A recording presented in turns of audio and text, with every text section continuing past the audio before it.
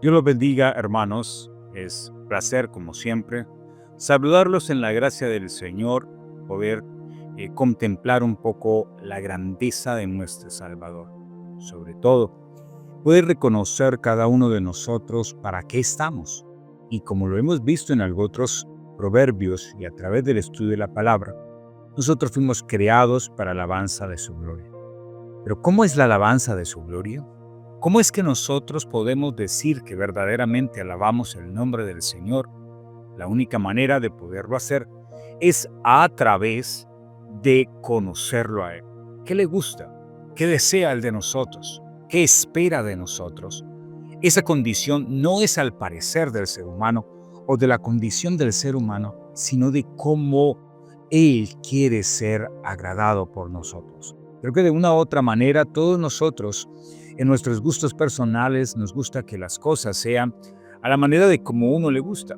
Hermano, si a mí no me gusta algo y usted me lo ofrece, pues yo lo voy a recibir con mucho agrado, pero si usted me da algo de lo que me gusta, pues la condición será totalmente diferente. No sé si me hago entender.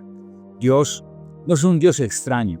Dios no es un Dios que no quiere ser conocido. Al contrario, nos mostró en su palabra cómo quiere que nosotros le conozcamos a Él. Eso nos lleva al proverbio de hoy. Acuérdese, estamos en el capítulo 9 de Proverbios, donde estamos analizando la situación de la sabiduría como tal y cómo alcanzamos la sabiduría. Personifica la sabiduría por una mujer, y en ese espacio de esa mujer sabia incluye algunos proverbios y nos llevan a varias conclusiones para ir terminando el capítulo 9. Entre esas los versículos 10 al 12 que hoy estaremos analizando. La palabra del Señor dice así: el temor de Jehová es el principio de la sabiduría, y el conocimiento del Santísimo es la inteligencia. Porque por mí se aumentarán tus días, y años de vida se te añadirán.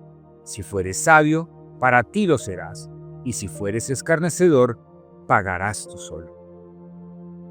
El pasaje se divide principalmente en dos temas que quiero abordar en estos 3 versículos. El primero aborda en la primera parte, en el capítulo 10, algo que ya habíamos visto en el capítulo 1, versículo 7. ¿Cómo alcanzamos la sabiduría? La forma de alcanzar la sabiduría es a través del temor a Jehová.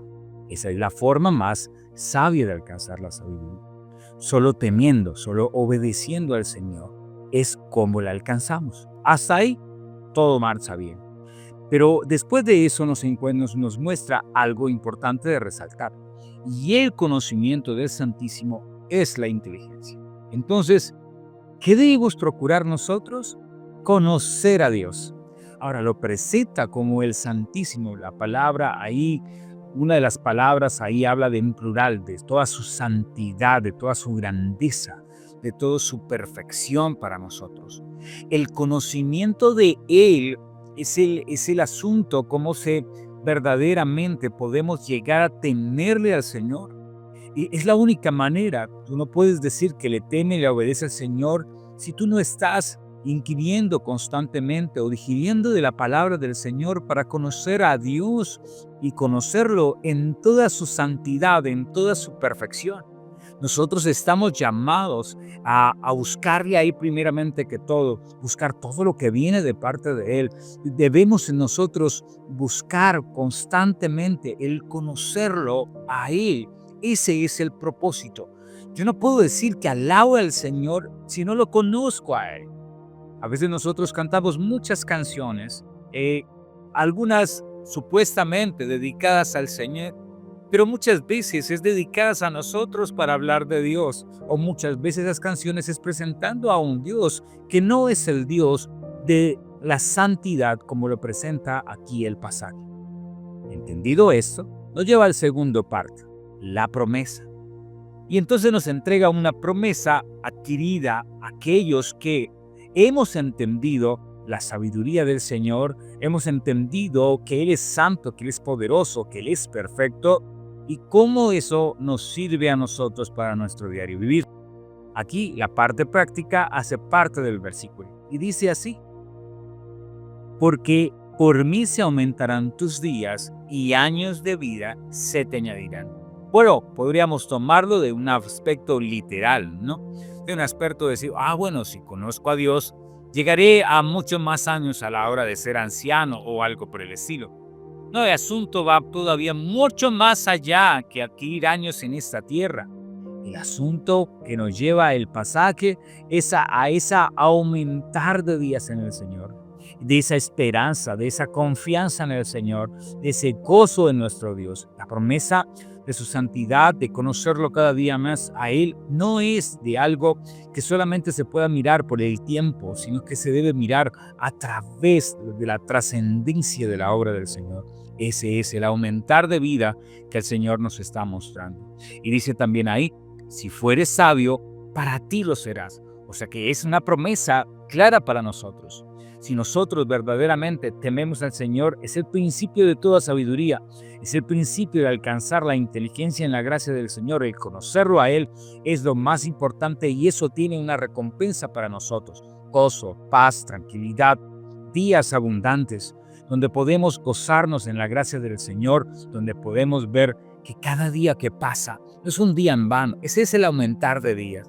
De que cada día que pasa puedo gozarme con los seres queridos, puedo gozarme sirviéndole al Señor, puedo gozarme en tantas cosas importantes que debemos resaltar. Pero esa promesa tiene dos caras. Promesa, primeramente, si fueres sabio. Y esa palabra, si fueres sabio, tiene varios matices que debemos entender. El primero de ellos es el que podemos analizar así brevemente, es que no todos seremos sabios. Pero la frase llega un poco más allá. Si fueres sabio. En esa parte, todos tenemos que decir, heme aquí la culpa, porque no podemos decir que somos completamente sabios.